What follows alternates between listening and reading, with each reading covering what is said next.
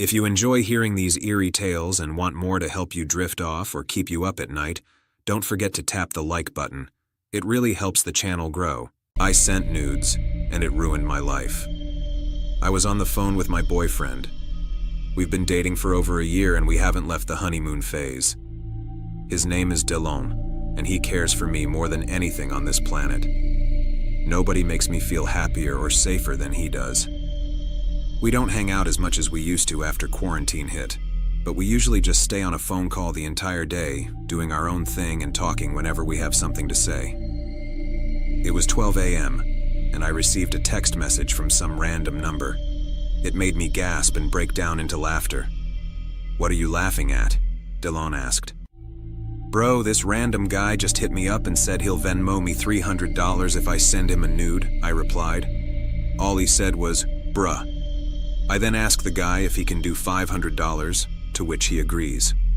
"So he's going to send you $500 for one nude picture?" he asked. That sounds sus. My boyfriend and I are loyal to each other and trust each other more than anything. Luckily, he is really chill. I asked him how he felt about this and he was chill about it. He felt like we'd be stupid not to send a single nude for $500. I didn't have a Venmo account, so I asked Delon for his info so we can send the $500 to his Venmo account. Make sure you take payment first. Do not send anything before you receive payment. None of that, "Send me something first so I know it's real" bullshit.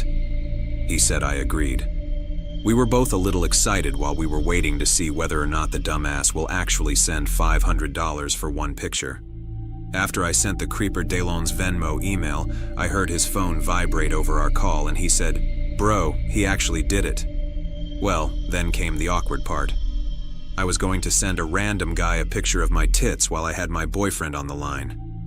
"Don't show your face," he said. I was a little creeped out, so I asked the guy for his Instagram so that I can see who he is and send the picture from there. That way, I'd also know if he screenshotted it. He gives me his Instagram username. If you don't believe this story, look the name up yourself on Instagram, Uwairov.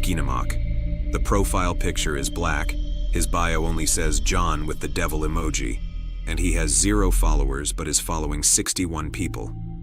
He's private, so I can't see his pictures, but it says that he has 61 posts, same exact number of people that he's following. Weird. I start a chat with him and send the nude picture and sure enough he screenshots it. Whatever, he paid me $500.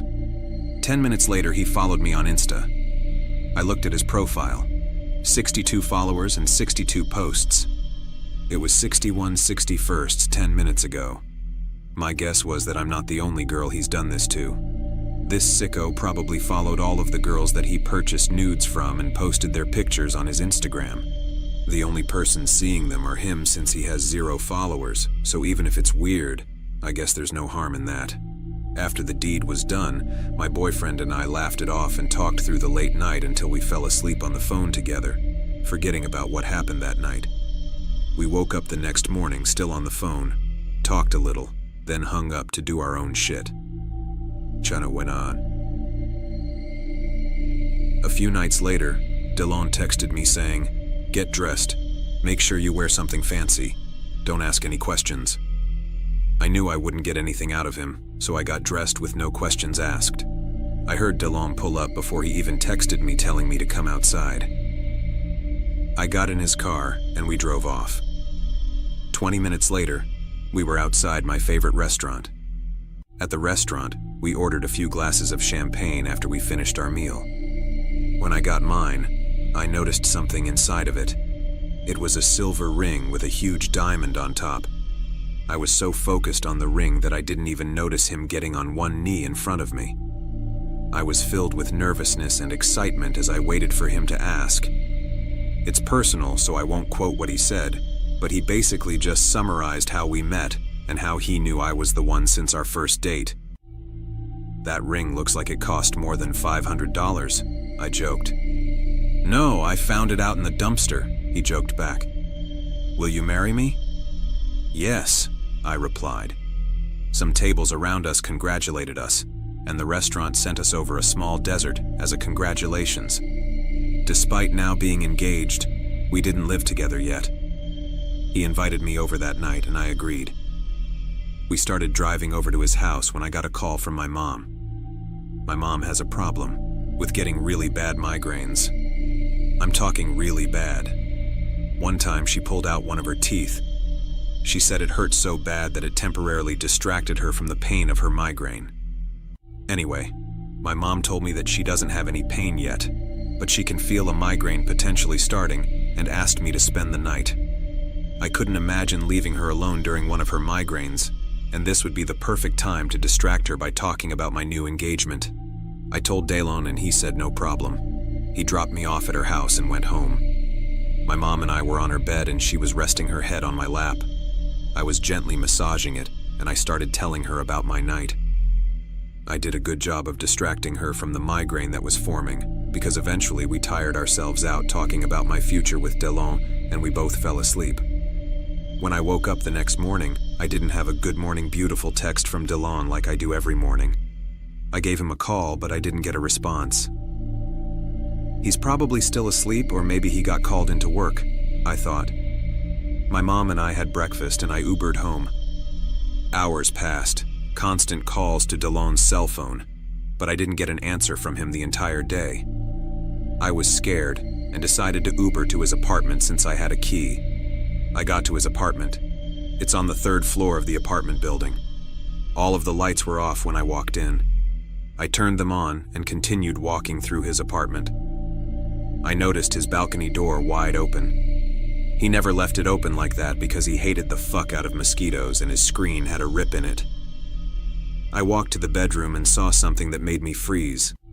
I saw a figure under the blankets of his bed. I also saw a bunch of weirdly shaped red circles on the blanket. "Delon?" I called out, but got no answer. Chills were shooting down my spine and I was choking on my own breath as I slowly walked closer to the bed. Upon closer inspection, those red circles were dried blood. Each red circle had a rip in the middle. They were stab marks. I slowly lowered the blanket to see Delon's lifeless body laying on the bed. I fell to the floor a sobbing mess. I was gasping for air and all the liquid in my body raced to shoot out of my eyes. I laid there crying as I tried to wipe away the tears to search for the numbers 9 and 1 on my phone. I called the police and laid there crying as I waited their arrival. Delon was dead. 32 stab wounds. My future destroyed. My life ruined. My Delon taken from me. After 4 days of investigation, an arrest was made. I was surprised about how fast they made one until the FBI updated me on what had happened. The reason we managed to investigate so fast is because the FBI took over the case. Over the past 10 years, we have found 61 other murder victims that had died in the exact same manner, from being stabbed to death through their covers as they slept in the middle of the night. The only difference is, all of the 61 other victims were female. Since your boyfriend was the only outlier, it was easier to figure out what happened. A payment of $500 was submitted to your boyfriend's Venmo account. The IP address that the payment was sent from matched the IP address of an email that was sent to your boyfriend.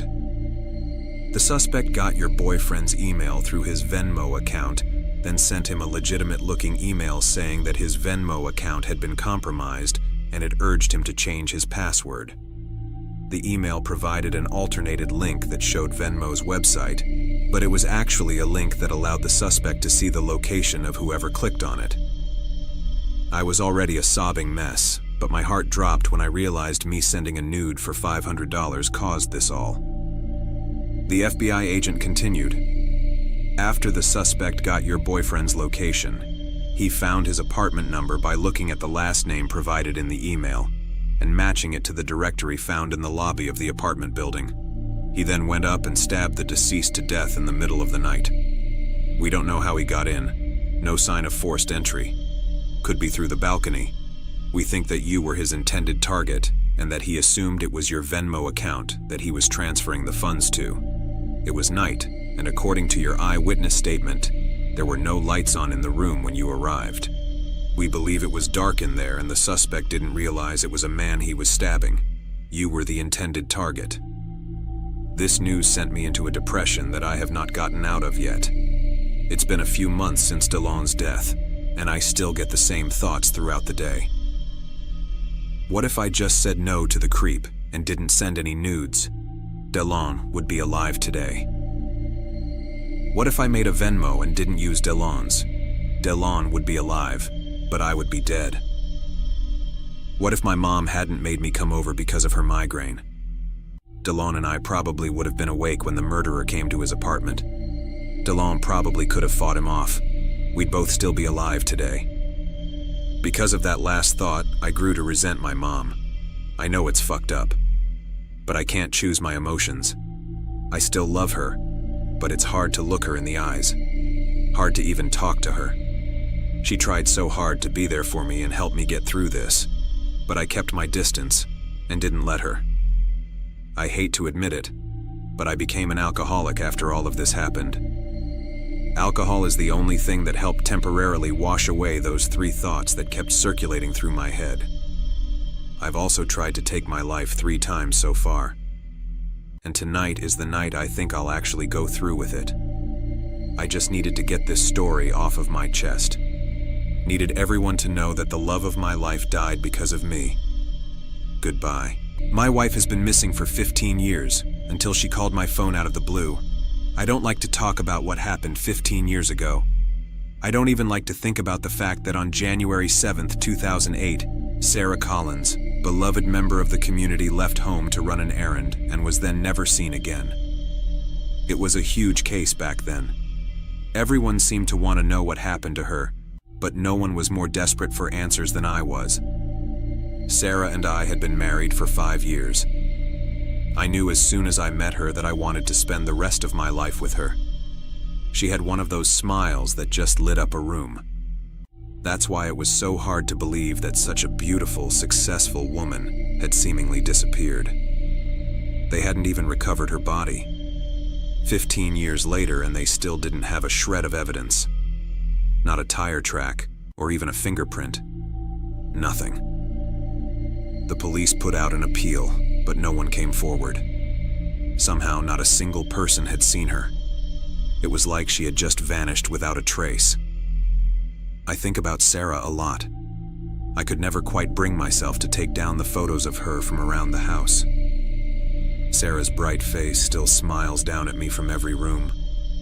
There's one photo of her, from our wedding day, that I really love. Looking at it is like looking straight at her. It captured her perfectly. 2 days ago, I found myself staring at it, really getting lost in the details. Her eyes, the way the corners of her mouth were lifting into a smile, the small dimple on her left cheek. I was looking at it so intently that I almost didn't notice the phone ringing. It was the landline phone, which was odd, as no one ever called me on the landline anymore. It was all mobiles nowadays. When I looked at the caller ID, it was an unknown number. I shrugged and picked it up anyway. It was probably just the bank, calling to confirm something. The call took a moment to connect, but when it did, I heard a strange rustling sound on the other end of the line. Hello? I wasn't in the mood for any prank callers. Is anyone there? Hello? Daniel? Daniel, thank goodness I finally reached you. The voice on the other end of the line was a woman's voice, shaking and breathless. Daniel, it's me. It's Sarah. Are you there? When I heard her name, it was like my heart had stopped beating for a moment. Sarah. My Sarah. But that was impossible. Sarah had gone missing 15 years ago. Whoever this was, it was not my wife. I don't know who you are, but you're not Sarah, I hissed into the phone coldly. Stop calling this number. I had dealt with a lot of these calls, especially when Sarah first went missing. Con artists, fraudsters, anyone who wanted to manipulate a grieving husband. I knew none of them were my wife. No, Daniel, wait. Wait. You have to listen to me. It's me, Sarah. You have to believe me. She was sounding shrill and desperate now, even a little hysterical. The lengths that people go to in order to sell a lie is astonishing. Why are you doing this? I asked angrily. It's been 15 years since my wife disappeared. What do you want from me? For a moment, the woman on the other end of the line didn't respond. I was beginning to think that the call had disconnected when she finally spoke. Daniel, please. It's me. It's your wife, Sarah, the woman begged. I'm telling the truth. It's me. She continued to plead, but I'd had enough. I wasn't going to listen to this liar anymore. Don't call this number again, I firmly told her, hanging up. I thought that would do it. She wouldn't be likely to call me again. I assumed it was all over. The next day, I had asked a friend to help me repair my plumbing system. He was a good friend. I'd known him since college. He had been there for me when Sarah disappeared, getting me through it. We were both taking a break, catching up on the important events in each other's lives, when my landline phone began to ring again. Sorry, I have to take this. It might be important, I said, getting up from my seat and making my way to the phone. I noticed that the call was coming from an unknown number, just as it had the day before. I didn't make a connection right away. After all, it could have just been the bank this time around. I picked up the phone, and I heard the same rustling sound. It was unsettling in a strange way. I almost felt like I had heard it before. I just couldn't put my finger on it. Hello? I was already beginning to get a good idea of what this call was, and I wasn't happy about it. I told you not to call this number. Daniel? Daniel, thank goodness I finally reached you. The very same words that she had said the day before. Daniel, it's me. It's Sarah. Are you there? It was undoubtedly the same woman.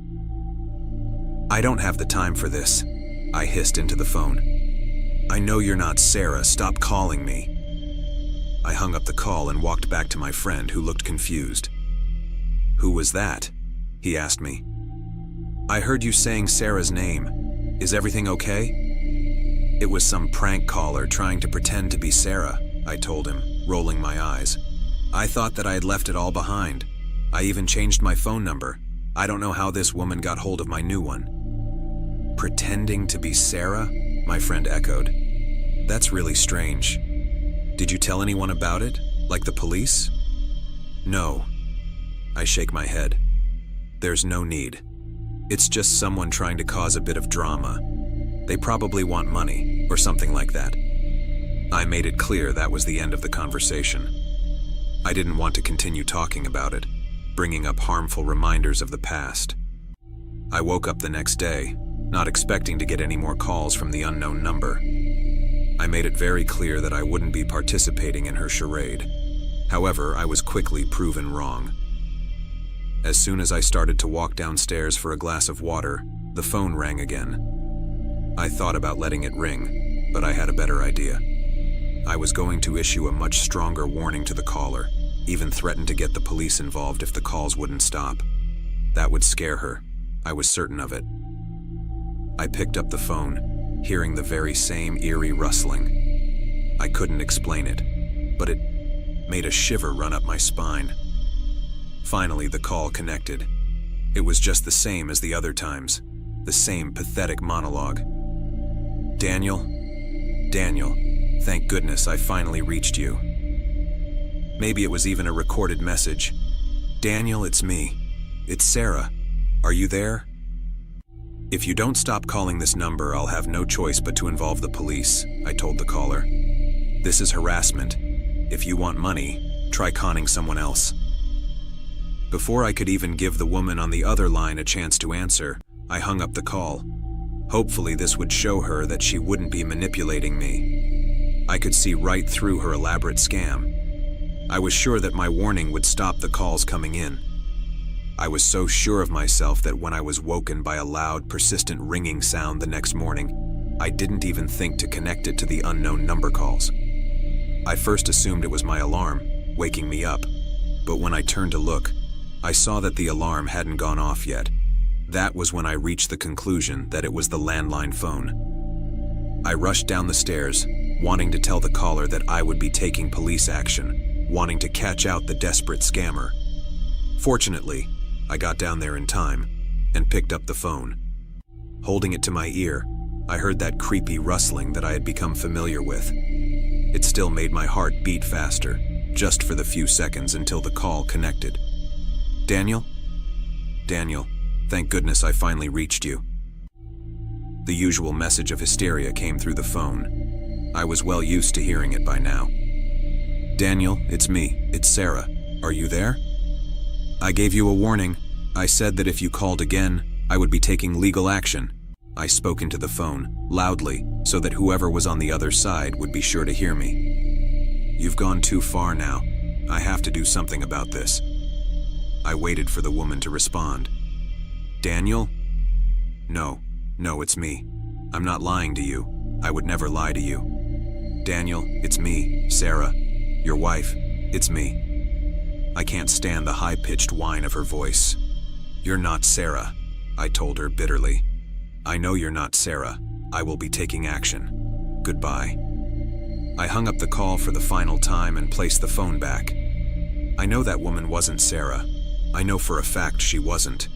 I know it because on January 7th, 2008, Sarah Collins, beloved member of the community, was killed. And I was the one who killed her.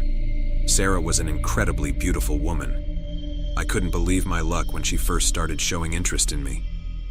I didn't exactly have a lot of experience when talking to women, and I was ecstatic that someone like Sarah had chosen someone like me. I loved her for every single second of our marriage.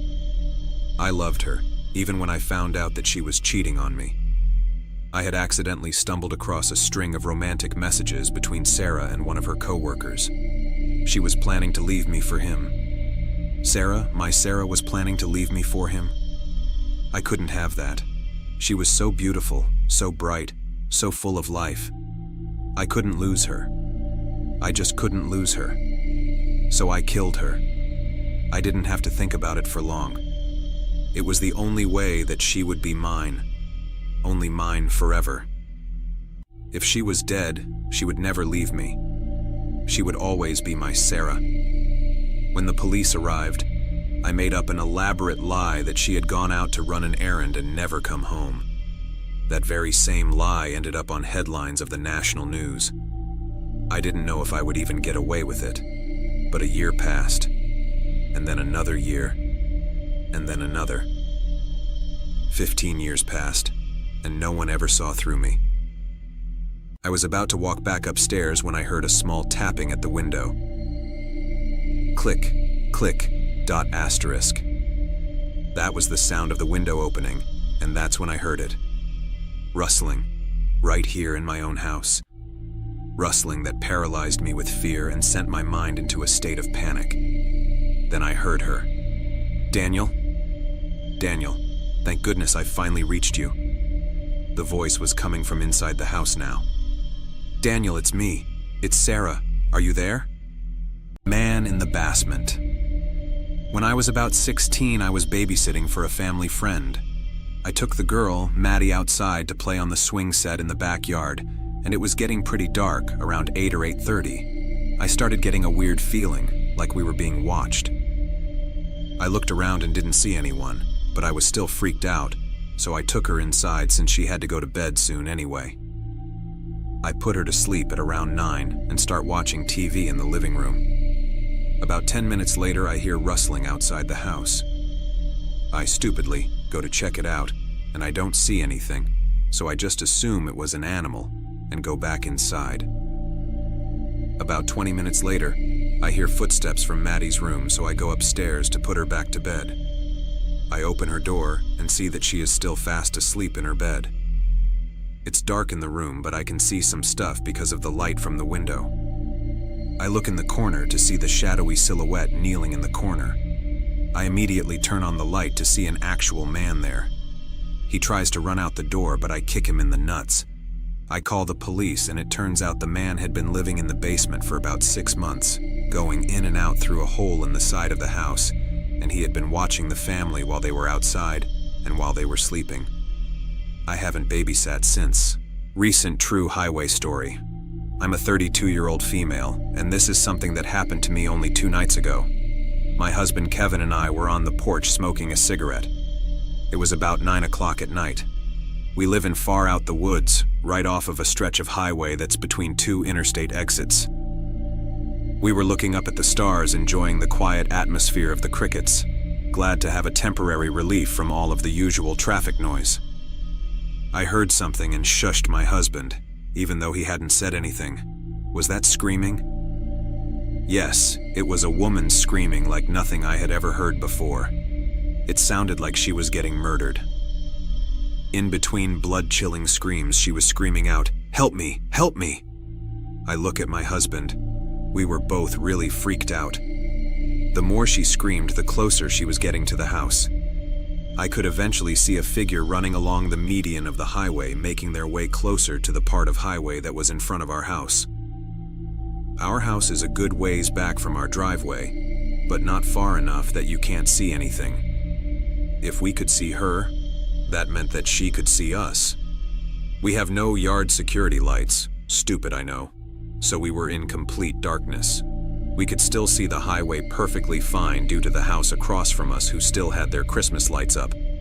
I threw my cig in my yard and back up to stand in the doorway of the house, pulling out my phone to call 911. She is still in the median of the road, screaming. If anyone else in the surrounding houses heard her, they pretended like they didn't.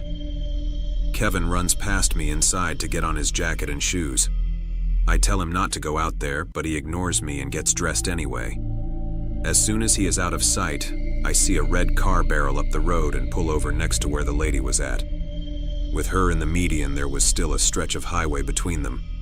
There was a man driving. I couldn't see what he looked like. I only heard his voice. He was yelling that he was going to kill her and calling her a bitch. It looked like he was throwing stuff at her out of the window, maybe clothes. As soon as she sees him pull over, she starts running straight towards our yard.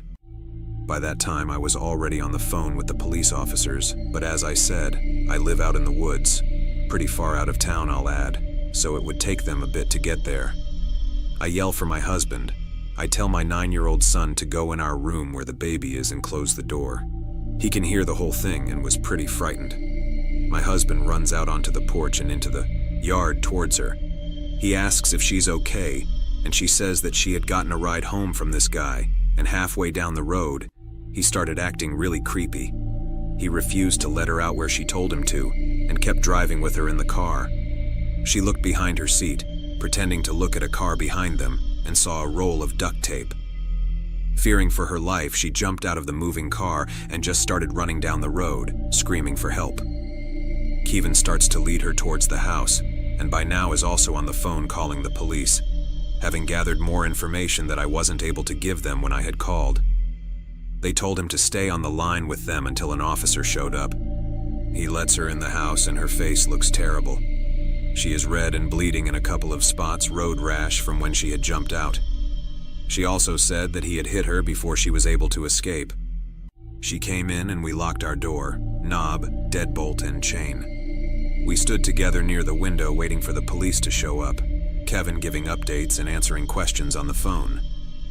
No, they haven't gotten here yet. Yes, his car is still parked across the highway. It's a red sedan in front of a house with lots of blue porch Christmas lights, he told them.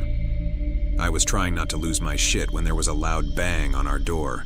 The man was yelling, "I know you're in there! I saw you running! The people in there can't protect you!"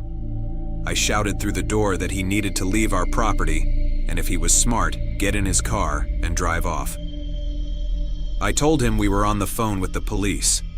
The answer he gave was the worst one I could ever hear.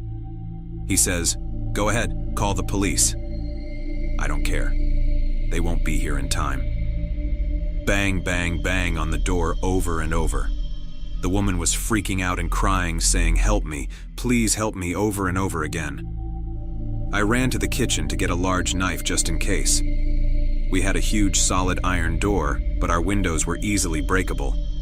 If he wanted to get in badly enough, he certainly could. My husband just came from our bedroom with his gun when a squad car pulled up in the yard, 2 more following behind it, and 1 across the street where his car was. He took off on foot running. They tended to the woman and got her home safely. Turns out she lives on the across the highway from us 5 houses to the left. It had been 2 hours later and they still hadn't found him. There are a lot of places to hide in these woods. I just hope he hides far away from here. My ex-girlfriend went missing almost 10 years ago. Today I might have found some evidence as to what happened. So my ex-girlfriend went missing almost 10 years ago. Last time she was seen, she was in a red dress, on her way to a party in Cluj-Napoca in a red 1999 Fiat Seicento S with a license plate CJ96TAT. On that day, she left to go to the party but never arrived and was later declared missing. Today, on my way back from work, I stopped to check up on one of my aunts and uncles who I haven't seen in a while. Now, since I was a teenager, I collected license plates. I didn't steal them of cars on the street. I just took them off scrap cars.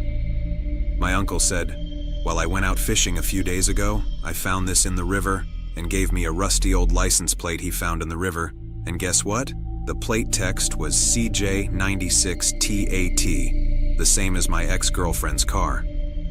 What I think happened is that on that day she might have lost control of the car and crashed in the Somesh River. I'm not 100% sure of this. Update. So after I reported it, they started searching the Somesh River for any evidence of a red Fiat Seicento. They found the car in the river, all bashed up, as if it rolled over before ending up in the river, with the driver's door open and no human remains inside the car. Everyone's theory is that since she might have lost control of the car, rolled over and landed in the river and managed to escape the car.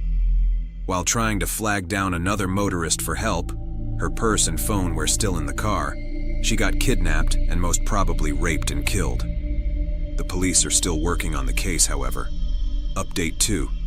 The case has gone cold again.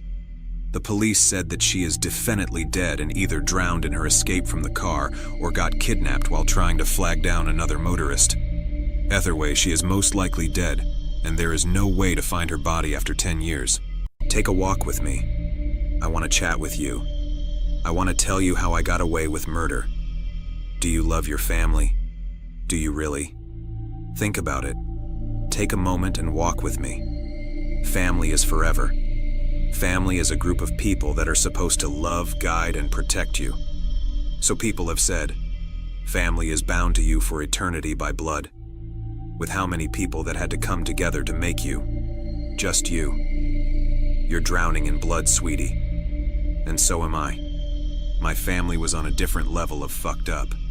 My father was a car salesman who got high off of crack cocaine and screwed his coworker, smiling in the faces of his neighbors who whisper about his sexuality behind his back, while he's thinking he has everyone fooled. Idiot. My mother wasn't innocent. In fact, she was worse than my dad. To everyone else, she was the unassuming second-grade teacher who went to church every Sunday and attended a book club with her friends. Fucking liar. She was horrible. A righteous bitch who would get friendly with her brother after her husband went to sleep. Beat me with her precious brown leather Bible in hand whenever I took too long doing the dishes. She would lock me in the basement for hours and hours. She once left me in there from the crack of dawn to the middle of the night, and when she let me out, she smiled in my face and told me, "I honestly forgot you were there." I begged for food, but she told me it was too late to cook, and she shouldn't have to waste food on me. Waste. My older brother got the better treatment from my family. My father and mother didn't beat him like they would beat me. They didn't starve him like they would starve me. He stayed in his room on his computer, shirtless sometimes while he talked smoothly to some man or woman on the other side of his camera. The money he got for his cam sessions got him weed, white rum, and a car that he didn't have the license for. Bought secondhand from a friend from somewhere in Chicago. Regardless of the law, he would take it out to practice. He didn't care for my curled up, screaming, and scared self, who he threw into the trunk of his car. He would drive around for hours and speed up when he saw a speed bump in the road, then laugh as he heard me cry in pain. That's how I broke my arm. This was all before I turned 7. Just so you have a better image of how messed up this story gets. Are you ready? It was a cool Tuesday afternoon. My backyard was covered in leaves. Orange, yellow, red. I had just turned 15 and it was the middle of autumn. I was alone as I sat on the back porch steps. Not just alone on the steps, but there was no one else home. It was so peaceful. The kind of peace you wish would never go away. But good things never last long, do they? I could hear my mother's heels clicking up the sidewalk as she got to the house. Her loud laughter let me know that she was on the phone, and she only ever genuinely liked talking to one person on the phone: my uncle. With her keys jingling in the lock, it was such a smooth transition for me to close the back door and hop up to my room. My house had no pictures. The walls weren't ever decorated with anything, and it always smelled of something foul. No one in this house ever thought to make memories. Everyone was too busy trying to forget. But forget what? It's not like they've been suffering. I've been the lightning rod for them for as long as I've been breathing. But there is no pity for me, just abuse. Passing my brother's room, it now had the permanent smell of weed and burnt rubber. I made sure to move quickly and quietly when I passed his room. His attention on me was never good, as I've learned over the years. How do you explain to someone that you've created tactics to move around your house, just so you won't have to be noticed by your family? All for the sake of your own safety, your life. How do you explain that? You can't. Or at least that's what you're taught when you're young. Your mother scolding you for tattling and telling you to keep your mouth shut. Whatever happens in the family stays in the family. Snitches get stitches, my brother would say. I hated my brother. I would always have to escape to my room whenever they came home. I would always have to hide. Listening carefully at the door for anyone in the hall so I could run to the bathroom without being noticed. Watching which floorboard I stepped on at night on my way to the kitchen. Sleeping with my alarm clock under my pillow to get an earlier start so I could avoid everyone else. Taking showers at the break of dawn where everyone was still too deep in sleep to be disturbed by the sound of spraying water. When they were home, there was no such thing as peace. But I will get to the point. That Tuesday night was the night that my worldview changed entirely. Humans are naturally wired for survival. You do what you must do to keep breathing, but you can only handle so much before you snap. My mother had decided to throw a party. It started from the middle of the afternoon and went on late into the night. My father, mother, and brother all sat in the living room with our neighbors, and looking at them, you could almost trick yourself into believing they were perfectly normal. They laughed, smiling politely, and entertained their guests as everyone drank and ate gross goat cheese on saltine crackers. But of course I knew better. My father wasn't fooling anyone with that long sleeve he was wearing. He was trying to hide the point of entry, all while looking sleep-deprived and waifish. The veins at the sides of his forehead were bulging with the need to run to the bathroom and just do one more line. To get through the evening and I'll quit. My mother's liver was giving out. She was once skinny with gentle curves. Like a supermodel if she twisted her body in the mirror long enough to fool herself. Now she was as bloated as a whale. None of her clothes no long fit, and she had to go out and buy a new wardrobe. My uncle sitting next to her, but he entertained her neighbor from next door instead, laughing flirtatiously and laying his hand on her knee. Our neighbor flirted back with him, tossing her hair over her shoulder and batting her lashes. Our neighbor was married to a Marine, and my brother, sitting with his friends all drinking beer and talking as if they had anything to talk about. None of them had jobs, none of them had families to take care of. None of them had shit to do with their lives except mooch off their parents. They could only talk about memories from high school, which quickly got them bored. Then they were reduced to only sitting in silence while everyone else talked to them about their own lives. I sat in my room, avoiding them all. Those idiots, sadists, adulterers, and liars. Every one of them is the next person's paramour in one way or another. By the time the party had died, it was 12 o'clock. I knew it wouldn't be a good night based on how hard my mother stomped up the steps. I saw from my window my uncle escaping to my neighbor's house, his hand on her ass as she giggled drunkenly. My mother has fell out of favor. Funny. She screamed my name and demanded that I come and clean up her mess. Moving down the hall to my room, It was like a horror movie, her slow steps moving closer and closer to my door. My arms folded over the windowsill as I took in the cold night air. I can still remember the feel of the wind on my face. My door was thrown open by my mother, her long hair hanging in front of her face as she desperately onto her wine glass. She stumbled and swayed in the doorway. Her eyes couldn't even find me. She yelled for me to come down and clean up her mess again, my brother yelling from his room for her to shut up. As I looked at her, as I watched her, I got this strange feeling, a feeling that could only be described as sadistic, but also empty at the same time. It was like a dying candle in the wind, a wind that just kept on coming. Her eyes found mine, and she stumbled into the room as she took a sip from her wine glass. She called my name, and when I didn't respond, that began an onslaught of insults and threats. The same insults and threats that I have heard for all of the time I had been under her care.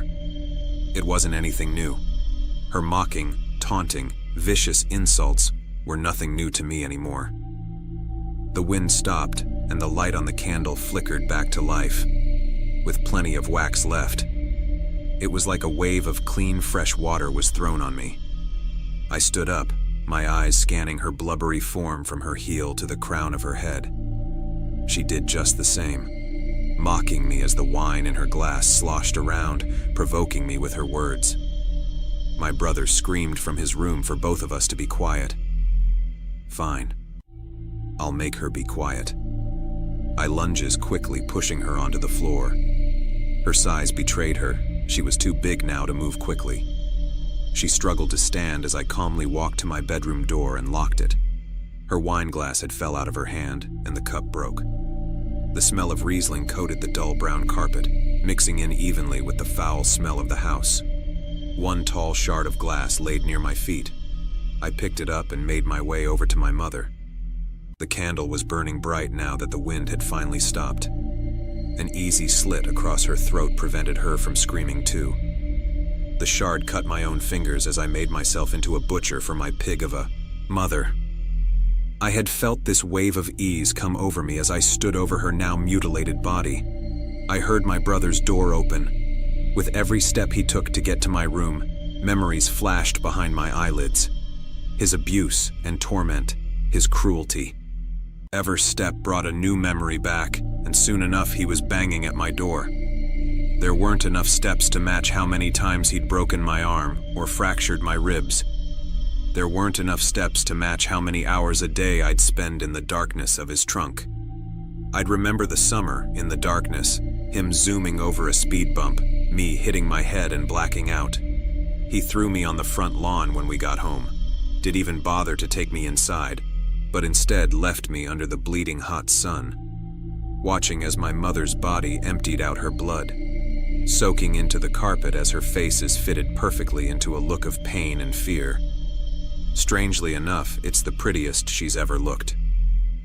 My brother continued to bang on the door, banging continuously, and demanded that I open the door. So I did, and I delivered the same gruesome death to him too. A slit across his throat, but instead of cutting him open, I beat him until every bone I could get to was broken, stomping on his arms and legs hard with my foot. I'd taken a page from his book and aimed for the most vital areas. The wind stayed down. I dragged the shard of glass on the wall, cutting into the dirty blue wallpaper. Then I noticed something. I didn't hear my father come up the steps, nor did he complain about the noise my mother was making. I searched house for him, just to see if he was even home. Passing through the living room that was messy with cheap wine and gross snacks, pillows thrown about and furniture moved across the room to make space for a dance area. I saw the guest bathroom light on. The door was cracked open and I could see a shadow. I got close to the bathroom and saw the dirty brown loafers my father wore. Then his legs that were stretched out in front of him, that almost peeked out the door. Pushing open the door, I saw his body laying against the sink. A lighter sat by his bent knee, a burnt spoon in one hand and a syringe still jammed into his left arm. His tie was laying crumpled up next to the lighter. and he wasn't breathing. It was bound to happen sooner or later. How convenient that it should be now. I left him there. The state of his own demise should left alone. It's the only thing he had in his final moments. Weakness and addiction. I made my way out the open back door, kicking it closed with my foot.